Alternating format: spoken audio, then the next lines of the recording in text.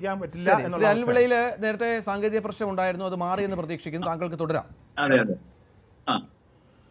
ഞാൻ സൂചിപ്പിച്ചത് ആ കേസുമായി ബന്ധപ്പെട്ട നാൾവഴികൾ പരിശോധിക്കുമ്പോൾ ഈ ശബരിമലയിൽ നടന്ന പമ്പാ സംഗമത്തിന്റെ ശോഭ കെടുത്താൻ വേണ്ടിയാണെന്ന ഇടതുപക്ഷ നിരീക്ഷകന്റെ അഭിപ്രായം പൂർണ്ണമായും തെറ്റാണെന്ന് നമുക്ക് കാണാൻ സാധിക്കും. ഇതേപോലെ തന്നെയാണ് ഈ ദേവസ്വത്തിന്റെ പ്രസിഡന്റ് ഇപ്പോൾ പറഞ്ഞൊരു കാര്യം. ഭാരത കേസരി ഇരുന്ന സീറ്റിലാണ് കേരള കുറുക്കനായിട്ടുള്ള പ്രശാന്ത് ഇരിക്കുന്നത്.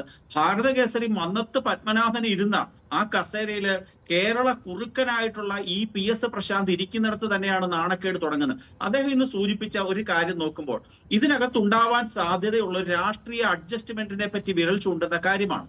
നമ്മൾ ഈ ചർച്ചകളിലൊക്കെ പറയുന്നത് 2019 കാലയളവിൽ ശ്രീ പത്മകുമാർ ദേവസ്വത്തിന്റെ പ്രസിഡന്റ് ആയിരുന്നതിന് ശേഷമുള്ള കാര്യങ്ങളെ പറ്റിയാണ് കോൺഗ്രസ് ഉൾപ്പെടെയുള്ള പ്രസ്ഥാനങ്ങൾ ചൂണ്ടിക്കാണിക്കുന്നത്. കാരണം ഞങ്ങളൊക്കെ ശുദ്ധരാണ്, ഞങ്ങളുടെ കാലത്തൊന്നും യാതൊരു തട്ടിപ്പും വെട്ടിപ്പും നടന്നിട്ടില്ല, ഇതെല്ലാം ഇടതുപക്ഷം വന്നതിന് ശേഷം മാത്രമാണ് നടന്നതെന്നാണ് കോൺഗ്രസ്സുകാർ അവകാശപ്പെടുന്നത്. പക്ഷെ ഇന്ന് പ്രശാന്തിന്റെ പ്രസ്താവനയിൽ കൂടെ വായിക്കുമ്പോൾ, ആ വരികൾക്കിടയിൽ വായിക്കുമ്പോൾ അതിന്റെ പിറകോട്ട് പോകാനുള്ള സാധ്യത വളരെ കൂടുതലാണ്.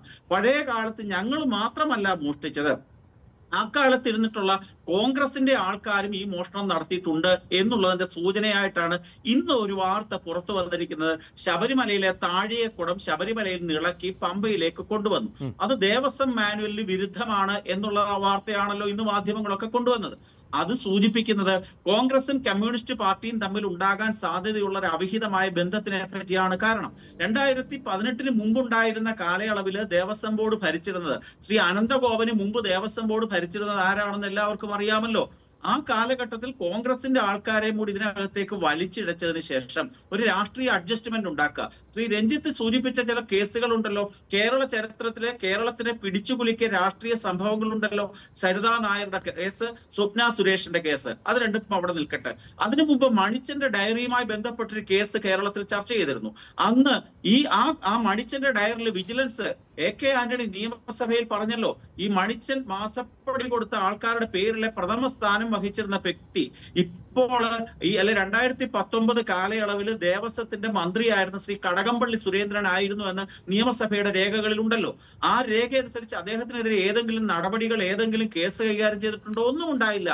ഈ കേരളത്തില് രാഷ്ട്രീയ നേതാക്കന്മാരിലേക്ക് ഒരു കേസുകളും ചെന്നെത്തുന്നില്ല എന്നുള്ളത് തന്നെയാണ് മണിച്ചന്റെ കേസും ഈ സ്വപ്ന സുരേഷിന്റെ കേസും സരിതാ നായരുടെ കേസും സൂചിപ്പിക്കുന്നത്. സമാന സാഹചര്യം തന്നെയാണ് ഈ കേസിലും ഉണ്ടാവാൻ സാധ്യതയുള്ളത്. ഇതിപ്പോ ഹൈക്കോടതി ഇടപെട്ടു, അവരുടെ നിയന്ത്രണം ഉണ്ട് എന്നുള്ള കാരണത്താൽ ഇത് പൂർണ്ണമായ ഒരു അന്വേഷണം നടക്കുമെന്ന് നമുക്ക് പ്രതീക്ഷിക്കാൻ സാധിക്കില്ല.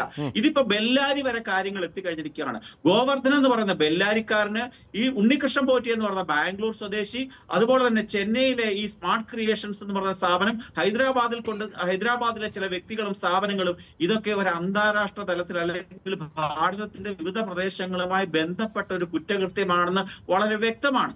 അതുകൊണ്ട് കേരള പോലീസിലെ ഒരു ഉദ്യോഗസ്ഥനെ സംബന്ധിച്ചിടത്തോളം ധാരാളം പരിമിതികൾ ഈ കേസ് അന്വേഷണത്തിലുണ്ട്. അതൊരു യാഥാർത്ഥ്യമാണ്. ആ യാഥാർത്ഥ്യത്തിനെ മനസ്സിലാക്കിക്കൊണ്ട് ബഹുമാനപ്പെട്ട ഹൈക്കോടതി ഈ കേസിലെടുക്കേണ്ട നയം ഇത് CBI പോലുള്ള ഒരു ഏജൻസിക്ക് വിടണം. അങ്ങനെയാണ് കേരളത്തിലെ എല്ലാ അയ്യപ്പ ധർമ്മ വിശ്വാസികളും പ്രതീക്ഷിക്കുന്ന ഒരു കാര്യം. താങ്കൾ നവമാധ്യമങ്ങളിലെ താങ്കളുടെയൊക്കെ ചാനലുകളിൽ കമന്റ് ബോക്സുകളൊന്ന് പരിശോധിക്കുമ്പോൾ മഹാഭൂരിപക്ഷം വരുന്ന വ്യക്തികളും കമന്റ് ചെയ്തിരിക്കുന്ന അപ്രകാരമാണെന്ന് കാണാൻ സാധിക്കും. ഒരു കാര്യം കൂടെ ഞാൻ സൂചിപ്പിക്കാം. ഈ മോഷണത്തിന്റെ ആ സ്വീക്വൻസും ആ നാൾവഴികളും പരിശോധിക്കുമ്പോൾ എങ്ങനെയാണ് തുടങ്ങിയെന്ന് നമ്മൾ നോക്കണം. ശബരിമലയുടെ പ്രവേശന കവാടം എന്ന് വിശേഷിപ്പിക്കാവുന്ന നിലയ്ക്കലിലെ മെസ്സിൽ തുടങ്ങിയ മോഷണം, പമ്പയിലെ നിർമ്മാണ പ്രവർത്തനങ്ങൾ വഴി ശബരി പാതയിലെ കല്ലുപാകലിൽ കൂടി ശബരിമലയുടെ വാതില് പാളി, അങ്ങനെ ഏറ്റവും അവസാനം താഴികക്കുടം വരെ, എന്ന് വെച്ചാൽ ഏറ്റവും താഴെയുള്ള നിലയ്ക്കലിലെ സ്റ്റേഷൻ തൊട്ട് ഏറ്റവും ടോപ്പിലുള്ള ആ താഴികക്കുടം വരെ മോഷ്ടിക്കാൻ ആസൂത്രിതമായിട്ടുള്ള തന്ത്രപരമായിട്ടുള്ള നീക്കങ്ങൾ വളരെ വർഷക്കാലമായി ഈ ഉണ്ണികൃഷ്ണൻ പോറ്റിയുടെ നേതൃത്വത്തിൽ, അദ്ദേഹം മാത്രമല്ല ദേവസ്വത്തിന്റെ വകുപ്പ് കൈകാര്യം ചെയ്തിരുന്ന മന്ത്രിമാർ ഉൾപ്പെടെയുള്ള ആൾക്കാർ പ്ലാൻ ചെയ്ത് കൃത്യമായിട്ടുള്ള നാൾവഴികൾ രേഖപ്പെടുത്തിക്കൊണ്ട് റൂട്ട് മാപ്പ് തയ്യാറാക്കിക്കൊണ്ട് നടത്തിയ ഒരു ആസൂത്രിതമായ കൊള്ളയാണ്. ഈ ചർച്ചകളിലൊക്കെ തന്നെ നമ്മൾ പറയാതെ പോകുന്ന ഒരു കാര്യമുണ്ട്. 4 കിലോ ആയിക്കൊള്ളട്ടെ, 40 കിലോ ആയിക്കൊള്ളട്ടെ, ഇന്നത്തെ സ്വർണ്ണവില അനുസരിച്ചാണ് നമ്മൾ ഈ കണക്കുകളിലേക്ക് പോകുന്നത്. അതിന്റെ ഡിവൈൻ വാല്യൂ ഒറ്റയാളും ചർച്ച ചെയ്യുന്നില്ല. ശബരിമല ധർമ്മശാസ്താവിന്റെ സ്വർണ്ണപ്പാളി ഓരോ ഗ്രാമായിട്ട് മുറിച്ച് ശബരിമലയിലെ വാതിലിലെ ഓരോ തുണ്ട് ഓരോ കഷ്ണമായി മുറിച്ച് വിൽക്കുമ്പോൾ 1 ഗ്രാം സ്വർണ്ണപ്പാളിയുടെ വിലയ്ക്കല്ല അവിടെ പ്രാധാന്യം. അത് 1 കിലോയ്ക്ക് തുല്യമായ വിൽപ്പന ഡിവൈൻ വാല്യൂ അനുസരിച്ച് വിൽപ്പന നടത്താനുള്ള ശ്രമം നടത്തിയിട്ടുണ്ട് എന്നുള്ളത് സ്ഥിരം എല്ലാവർക്കും മനസ്സിലാവുന്ന ഒരു കാര്യമാണ്. ശബരിമലയിൽ ഇവിടുന്ന് ഈ ദേവസ്വം ബോർഡിന്റെ അനുമതിയോടെ ഇവിടെ നിന്ന് ചെന്നൈയിലേക്ക് കൊണ്ടുപോകുമ്പോൾ ഒരുപാട് സ്ഥലങ്ങളിൽ കറങ്ങിയാണ്. ഏതാണ്ട് 10-29-30 ദിവസത്തിന് ശേഷമാണ് ഈ സ്മാർട്ട് ക്രിയേഷൻസ് എന്ന് പറയുന്ന സ്ഥലത്ത് ഇയാൾ ഈ പോറ്റി ഈ സാധനം എത്തിക്കുന്നത്. അതിനിടയിൽ നമ്മൾ കണ്ടതാണ് ജയറാമിൻ്റെയൊക്കെ വീട്ടിൽ ഇത് പ്രദർശിപ്പിക്കുന്ന ചിത്രമൊക്കെ പുറത്തു വന്നതാണ്. അങ്ങനെ എത്ര പണം ഉണ്ടാക്കി കാണും. ഇതൊക്കെ മനസ്സിലാകാത്തത് ഇതൊന്നും ഇയാൾ ഇത്ര വലിയ പ്രവൃത്തി ചെയ്തിട്ടും ഈ ദേവസ്വം ബോർഡിന് ഇതുമായി ബന്ധപ്പെട്ട് യാതൊരു വിവരവും ഇയാളെക്കുറിച്ച് എത്ര പരിപാവനമായി ഭക്തർ കാണുന്ന കാര്യങ്ങളൊക്കെയാണെന്ന് മനസ്സിലാക്കണം. ഇതൊക്കെ പല വീടുകളിലും അമ്പലങ്ങളിലും പ്രദർശിപ്പിക്കുന്നു. എന്നിട്ടും ദേവസ്വം ബോർഡ് ഇയാളെക്കുറിച്ച് ഒരു ധാരണ ഉണ്ടാകുന്നില്ല. എനിക്ക് ഓർമ്മ വരുന്നത്, നമുക്കറിയാം മുഖ്യമന്ത്രിയുടെ പ്രിൻസിപ്പൽ സെക്രട്ടറി ആയിരുന്ന തൊട്ടടുത്തിരുന്ന് ജോലി ചെയ്ത ഒരാൾ സ്വർണ്ണക്കടത്ത് കേസുമായി ബന്ധപ്പെട്ട് അറസ്റ്റിലാവുകയും ദീർഘനാൾ ജയിലിൽ കഴിയുകയും ഒക്കെ ചെയ്ത സമയമുണ്ട്. അന്ന് നമ്മൾ ഇത് ചർച്ച ചെയ്തിരുന്നു. എന്താണ് ഇന്റലിജൻസ് സംവിധാനമൊക്കെ ഏത് തരത്തിലാണ് പ്രവർത്തിക്കുന്നത്, തൊട്ടടുത്തിരുന്ന ആൾ ഇത്ര വലിയൊരു കള്ളനാണ് അല്ലെങ്കിൽ ഇത്തരം കേസുകളിൽ ബന്ധപ്പെട്ട പ്രതികളുമായി അടുപ്പമുണ്ടോ എന്ന് മനസ്സിലാക്കാൻ പറ്റാത്തൊരു ഭരണ സംവിധാനമാണോ എന്ന് നമ്മൾ അന്ന് ചർച്ച ചെയ്തിരുന്നു. ശ്രീ അനിൽവിളെ, രഞ്ജിത്തെ, ഞാൻ ഒരു കാര്യം കൂടെ ഒന്ന് സൂചിപ്പിച്ചോളട്ടെ, ഒരു ചെറിയ കാര്യം കൂടെ. ഈ കേസിന്റെ നാൾവഴികൾ, ഇതിനകത്ത് മുതിർന്ന ഒരു പോലീസ് ഉദ്യോഗസ്ഥനായ ഒരാളും ചർച്ചയിൽ പങ്കെടുക്കുന്നുണ്ടല്ലോ. എല്ലാ ക്രിമിനൽ കേസുകളുടെയും ബേസിക് ഡോക്യുമെന്റ് എന്ന് പറഞ്ഞൊരു മഹസറാണ്. ഈ കേസിൽ ചെന്നൈയിലേക്ക് കൊണ്ടുപോയ പാളി സ്വർണം പൂശി തിരികെ കൊണ്ടുവന്നപ്പോൾ തയ്യാറാക്കിയ സ്പോട്ട് മഹസർ ഉണ്ട്. ആ സ്പോട്ട് മഹസർ അനുസരിച്ച് എന്താണ് നടന്നിരിക്കുന്നത്? ഒരു സ്പോട്ട് മഹസറിനെ സംബന്ധിച്ചിടത്തോളം നിയമം അറിയാവുന്ന എല്ലാവർക്കും അറിയാം, ഒരു മഹസറിനകത്തെ സാക്ഷികൾ വിശ്വസിക്കാൻ കൊള്ളാവുന്ന ക്രെഡിബിൾ ആയിട്ടുള്ള വിറ്റ്നസ്സുകൾ ആയിരിക്കണമെന്നാണ് ഇന്ത്യയിലെ തെളിവ് നിയമം പറയുന്നത്. ഈ കേസിനകത്ത് നമ്മൾ ആ സ്പോട്ട് മഹസർ നോക്കുമ്പോൾ ഒപ്പിടേണ്ട വ്യക്തികൾ ഒപ്പിട്ടിട്ടില്ല, ഒപ്പിടാൻ വ്യക്തിത്വമില്ലാത്ത 2 വ്യക്തികൾ ഒപ്പിട്ടിട്ടുണ്ട് എന്നുള്ളത് കാണാൻ സാധിക്കും. ആരൊക്കെയാണ് ഒപ്പിടാതിരുന്നത്? നിലവിലെ തിരുവാഭരണം കമ്മീഷണർ ഒപ്പിട്ടിട്ടില്ല, ദേവസ്വം ബോർഡിന്റെ ഔദ്യോഗികമായിട്ടുള്ള ഗോൾഡ് സ്മിത്ത് ഒപ്പിട്ടിട്ടില്ല.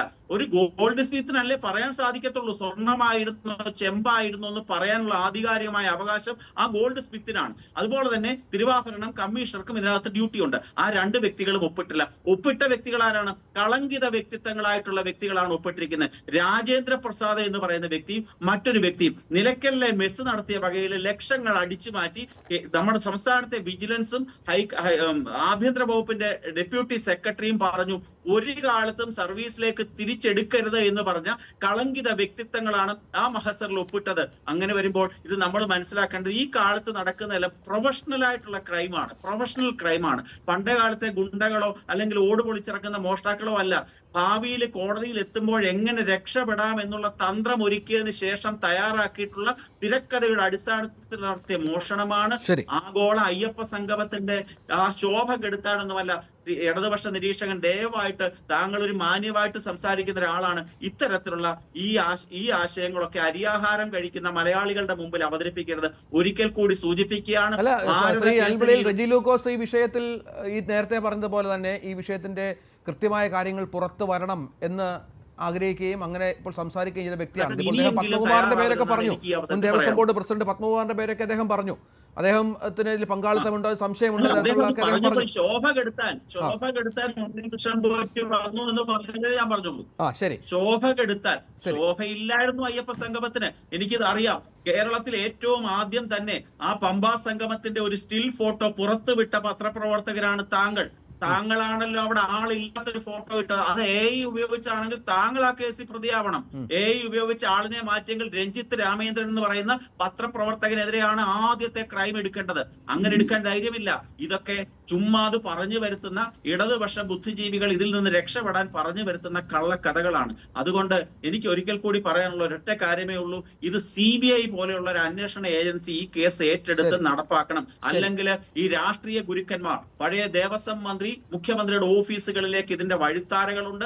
ആ വഴിത്താരകളിലേക്ക് നടന്നു പോകാൻ പ്രയാസമുള്ള ഉദ്യോഗസ്ഥരാണ് ഈ അന്വേഷണ സംഘത്തിലുള്ളത്. അതിനകത്ത് 1-2 പേർ കളങ്കിത വ്യക്തിത്വങ്ങളാണ്. ശബരിമല ദേവസ്വത്തിന്റെ